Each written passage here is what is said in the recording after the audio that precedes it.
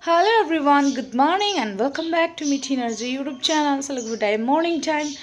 Friday जोंना morning starting जों मा खालामो? चा लोङो. Actually आंबो चा लोङामोन, but नाथाय मिथुनि थाखाय आङो दा सा खाबारि जाबाय. दायो आं सा बानायनोसै फैदो लोगोसे खिन्थु आं चाखौ दिनै सेनिजों बानाया माजों बानायगोन नोंथांमोना दिन्थिनोसै फैदो बिदिब्ला आंजों लोगोसे. दा स्कुल थांनो थाखाय ready ना लोगो मा नायदों नोंलाय? ओहो रिल्स सिखारदो ओमफ्राय मिथुजों आंजों नै निउ कापआव साहा लोंसिनो दिनै ओमफ्राय आं लाबा गावबो लाखायो मिनिनानै थैगोनसो नोङो मिथुआ नङाबा जा बोराब बावलाय डु नट वरि बि हेपि मिथिबाय खिन्थु बिस्कुटबो गैया जेबो गैया आरो दायो आङो नै दैखौ फुदुंबाय हो गया मेरा पानी गरम इसको ऑफ करते हैं इसको मैं पेपर से उठाती हूँ लांनोसै दायो नै बेयावहाय लोंनोसै स' लोगोफोर बांद्राय सिनिजों लोंबाय थाबा मोजां नङा नालाय ओंखायनो बेबायदि होनानै लोंजायो आरो नोंथांमोनाबो ट्राइ खालामनो हागोन आरो ना मोजां मोनगोन होननानै आं आसा खालामदों आरो माबायदि ट्राइ खालामनो होननानै कमेन्ट खालामबानो जाबाय ओमफ्राय लोगोफोर दायो आङो भिडिअखौ स्टार्ट खालामनायनि सिगांनो नोंथांमोनजों मोनसे प्रडाक्टनि बागै शेयार खालामनो नागिरदों आरो ना स' बिदिब्ला फैदो लोगोफोर खोनासंदो आं मा प्रडाक्टनि बागै शेयार खालामनो नागिरदों स' लोगोफोर नोंथांमोनहा जुदि सेरामखौहाय मा होनो बिउटिफुल लोगोसे ब्राइटेनिं सिमार इफेक्ट नागिरदोंब्ला नोंथांमोना टेनसन लानांगौनि खुनु गोनांथि गैला आरो मानोना मा होनो फ्लिक्सआ लानानै फैबाय जोंनि गेजेराव नैबेनो 24K गुआवा गोल्ड डिउइ सेराम नोंथांमोना खाथियाव नायनानै लानो हागोन नै स' लोगोफोर बे जेमा नट अनलि सेराम बियो 2-in-1 पावार होयो खारन बियो सेरामजों लोगोसे प्राइमारनिबो खामानि होयो आरो वान बथलानो नोंथांमोननि थाखाय बिराद काफि नोंथांनि स्किन केयारनि थाखाय आरो लोगोसे मेकआप प्राइमारनि थाखाय आरो लोगोफोर स' लोगोफोर नोंथांमोना बेखौहाय बिदिनो 3 बा 4 ड्रप्स लानानैहाय गावनि फेसनि स्किनावहाय होनानैहाय जेन्टलि मेसाज खालामनानै लानांगौ आरो ना लोगोफोर ओमफ्राय बियो नोंथांनि स्किननि थाखाय बिराद मोजां जेराव बियो इलिमिनेट्स फेट स्पट्स हाइड्रेट्स आरो लोगोसे लाइटलि एक्सफ्लिएट्स फर सफ्ट स्मुथ स्किननि थाखाय बिराद मोजां आरो ना लोगोफोर नोंथांमोना नुखाबायना आं मादि मासाज खालामदों बेखौहाय फाउन्डेसनजोंबो मिक्स खालामनानै मोखाङाव इउज खालामनो हागोन नायदो फाउन्डेसनजों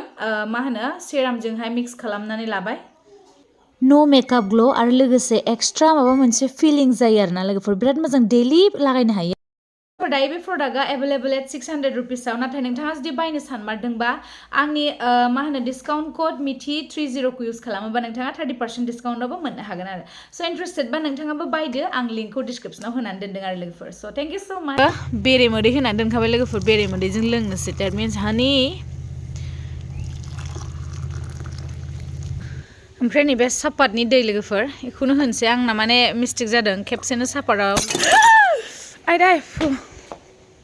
दुध गैया बेस स' लोगोफोर नोंथांमोना आरो नुखादों आंना माबायदि ग्लासआ बेरफुबाय माने मा होनो हाबायाव मोननाय ग्लासमोन आरो बियो ना एकदम पातलाथारमोन नामा आं मिथिला अयन' दिनावथ' बेलेग ग्लासआव आं दै गुदुं मिक्स खालामो खिन्थु बेयाव होनाय लोगो लोगो माने हारसिंनो बेरफुबाय आरो ना लोगोफोर मर्निं आपसुगुन ना मा होनबावनांगौ जागोन आंलाय बेखौ लोगोफोर ओरैबायदि माने गिथावना नुदोंना नुवाखै सापातखौ ओरैनो होनानै सरनोसैब्रा मिथिबाय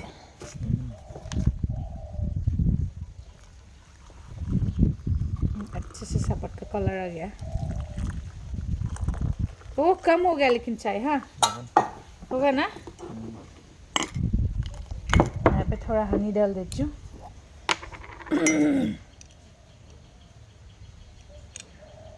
देखो हनी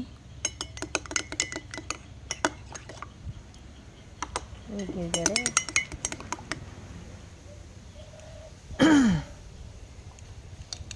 फ्लेवर अच्छा है बांद्राय सिनि लोंस्लायस्लाय सिनि लोंबाय थाजाया ना हानिजोंनो तुम्हारे लिए ये मेरे लिए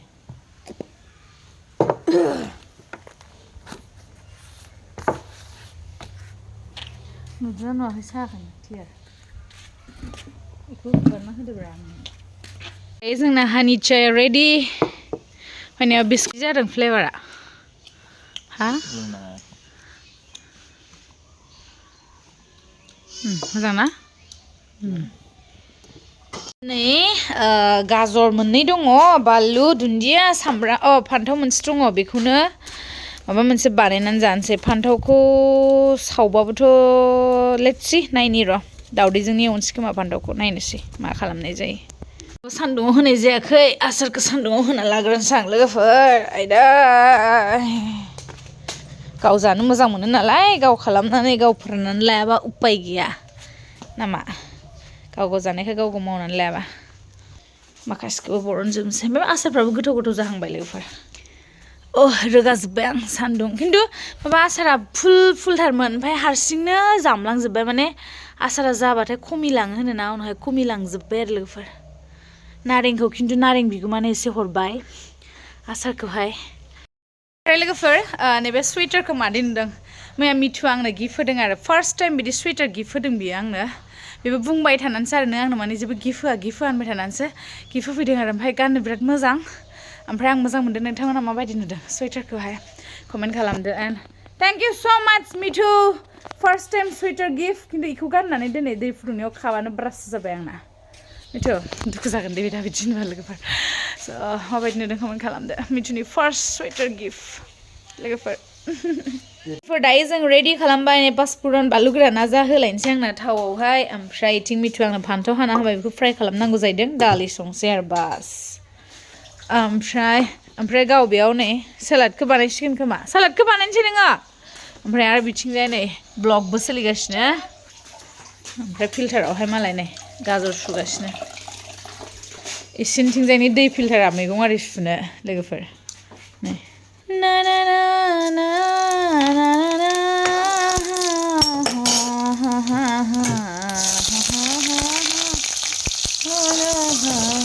सामब्राम गोजाखौसो होग्रोनांगौमोन बावनानै होबाय मा पासफुरनखौसो होग्रोबाय आं जाम्बिसोहाय आंबो पासफुरना खामद्रायसिगोन ना दा दायो दालियाव दै होबाय ओमफ्राय बिथिंजाय आङो नैबे फान्थाव एसे एवहरनोसै आरो लोगोफोर गाजर ना टिक्ला दावदैजों फान्थावजों होबाय लोगोफोर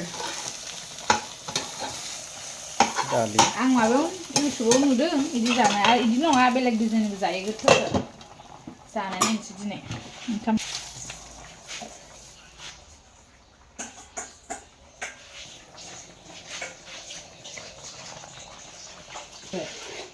कम्पिटिसन मिथिबाय जानाया स' लोगोफोर दायो आंना दालिया जाबाय नै ओरैबायदि गोथाव जाबायना टेस्टि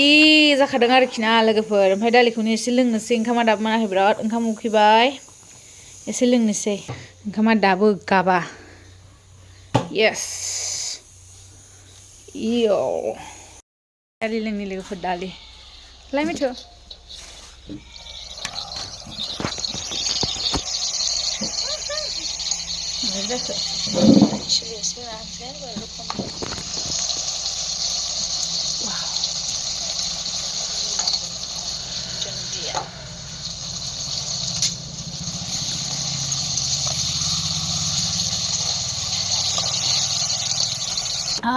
टेस्टि जाथारदों मिथु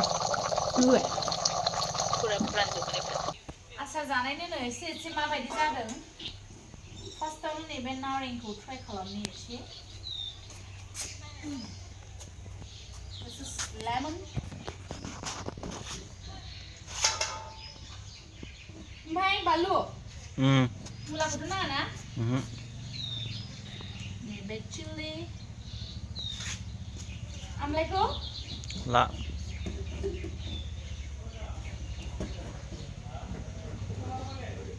Nanti sama sini ya, gue harus jadi. Kan dulu dia nak bawa apa? Izan elai.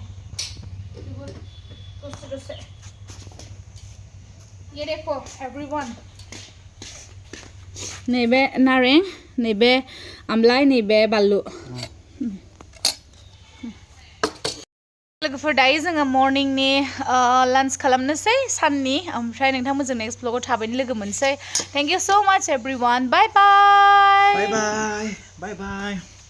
आङो प्रडाक्टनि लिंकखौ डिसक्रिपसनाव होनानै दोनदों नोंथांमोना थांनानै लानो दाबाव जुदि इन्टारेस्टेडब्ला आरो स'